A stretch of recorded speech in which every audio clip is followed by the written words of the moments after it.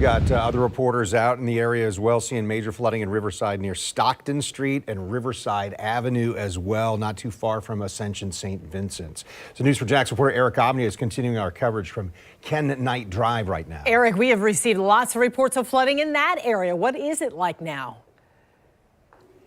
And the reports are accurate. There are lots of flooding in this area. Multiple homes along Ken Knight Drive that butt up to the Ribault River unfortunately have significant flooding. Right now, I'm inside the home of Velma Aiken. As you can see, this is her backside. Look at all this water that is in here. Now, we have been here for the past 30 minutes. The water has gone down, but when everything started coming in, look at this. This is how high the water was earlier today when it was coming in at its highest point. That's about 1.5 feet off the floor there. And I'm going to show you something else. This is the back side here. This is her backyard. It butts up to the river.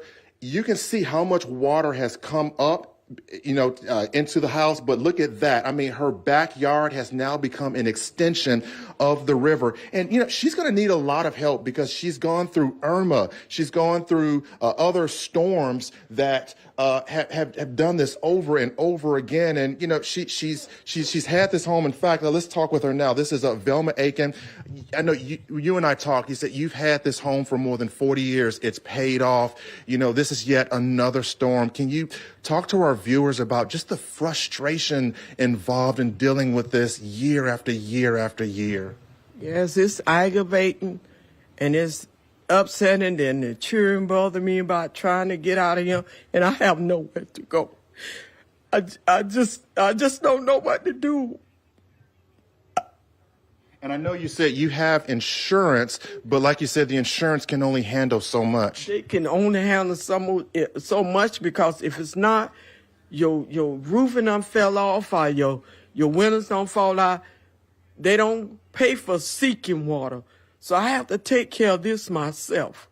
And hopefully, if you can bring hopefully this will be a situation where some people can help. I know I've just been on the phone with one of our web producers. We put her phone number out there because she's going to need a lot of help, and she's hoping that there is at least someone out there that will see her story, hear what she has to say, and hopefully volunteer to help to come get, a lot of this water out of here. Because just remember, this is low tide right now.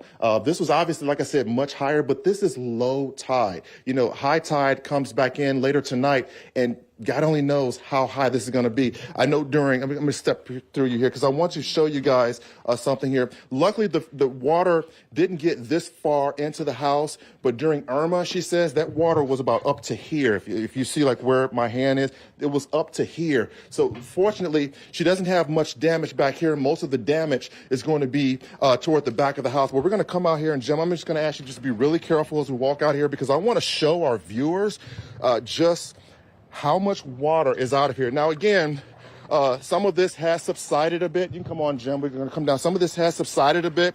We've been here for a little more than 30 minutes. When we first walked up here, the water was definitely much higher than this. But come on out here. And our viewers can see that there are multiple homes that have been impacted, multiple homes that way along Ken Knight Drive. And if we swing the camera the opposite direction, multiple homes this way.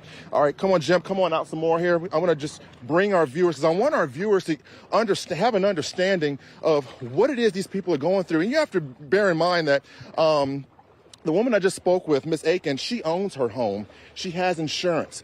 Many of these other people here, they are renting these homes. They don't have renter's insurance. This is all that they have, and they're on the verge of losing it. We'll come out here some more. I remember I was out here just after Hurricane Irma when all of this was completely underwater.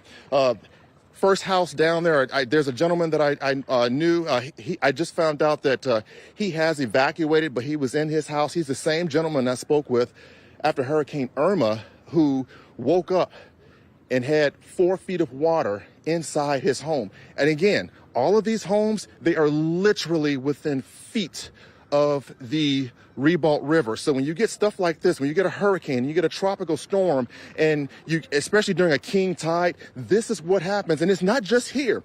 around, so you see where that park is right here? Just around the corner there, I'm told that there are 5 more homes with significant flood damage. Of course, since we've been out here, there have been some people that have come out here. They've gone door to door to talk with people, ask them what do they need. I know there was a couple of women that were out here that were talking with Velma, asking her if she needs to leave, they can hopefully find a place for her, or at least take her to a relative where she can get some help to keep her away from all of this. Because again, we're still talking about, this is like low tide. High tide hasn't even set in yet, and that sets in sometime after 10 o'clock, closer to 10:40. So God only knows what this is going to look like later tonight and into tomorrow. Of course, we're going to have more on this coming up later tonight. Reporting live from the Ken Knight area, Eric Avignon, Channel 4, the local station. Eric, thank you so much. And thank Miss Velma for talking with us and taking us to her home.